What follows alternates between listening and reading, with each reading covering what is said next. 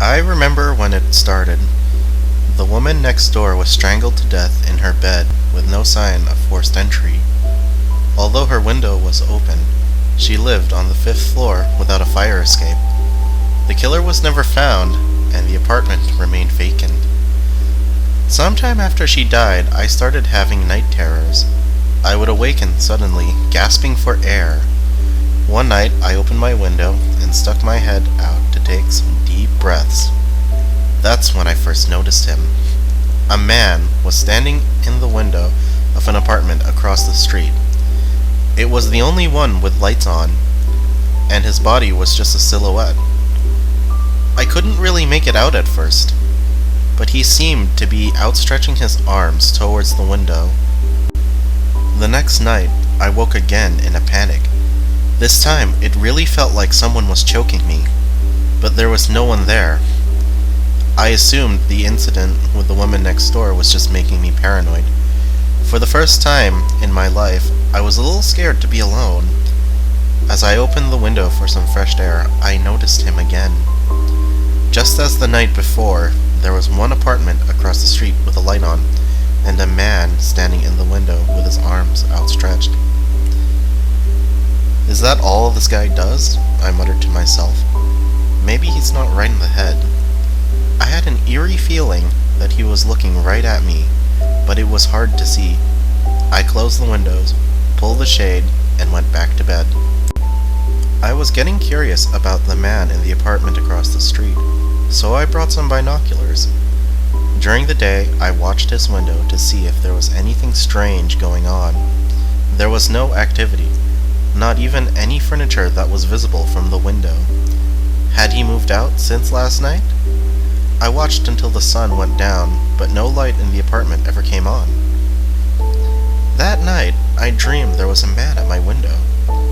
Like my late neighbor, I lived on the fifth floor and there was no fire escape. It was hard to see his face, but I could feel his eyes examining me. His presence was thick and suffocating, almost intoxicatingly so. I struggled to avoid his gaze as I ran to the window, attempting to close the shades. Before I could scream, he reached right through the glass and put his hands around my neck. I awoke, terrified and convulsing. The window was open, though I had closed it earlier. Coughing and wheezing, I stuck my head out and took in the night air. It was unusually quiet, no cars on the road. Looking down at the street, there was a long stretch of light penetrated by a looming shadow. Reluctantly, I panned up to find the source. Again, there was one apartment across the street with a light on, and a man standing in the window with his arms outstretched. I grabbed my binoculars to get a closer look.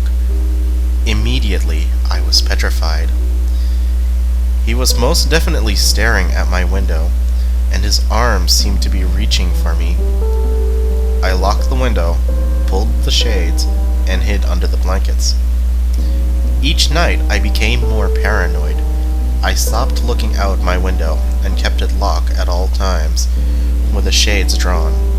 Even so, I could feel him staring at my apartment. I thought about calling the police, but I still wasn't sure if it was all in my head. Then came that horrible night. As usual, I awoke in hysterics. My window was still locked, but the shades were up. I looked across the street, and the man with his outstretched arms had his window open. This was my chance. If he could hear me, maybe I could get a response out of him. "What the hell are you looking at?" I shouted, but there was no reply. The man remained silent and motionless, his arms extended slightly beyond his open window. I thought he would at least be startled, but he showed no sign of acknowledgement. "Why do you stand there every night?" Still, nothing. Just as I turned away, his light went out.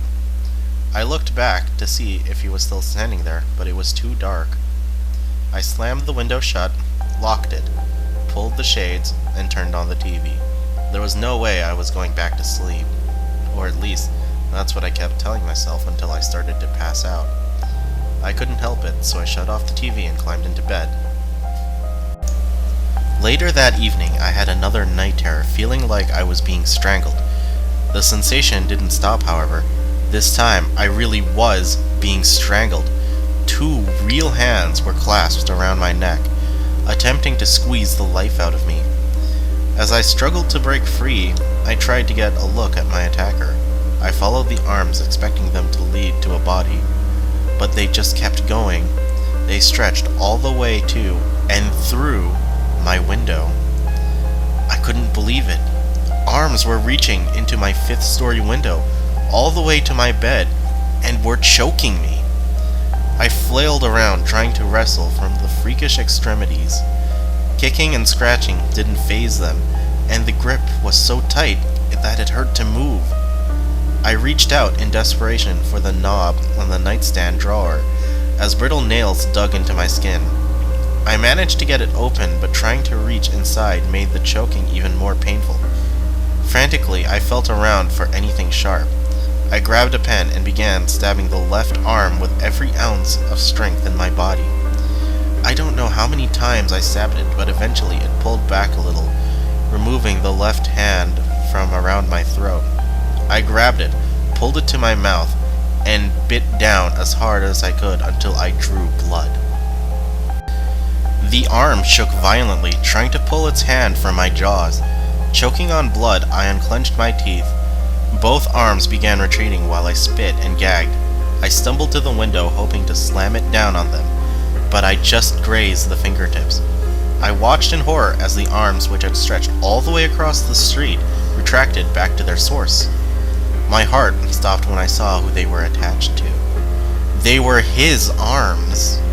I couldn't look away as the hideous limbs wobbled and whipped, returning to their normal length. He put them down at his sides and the light went out.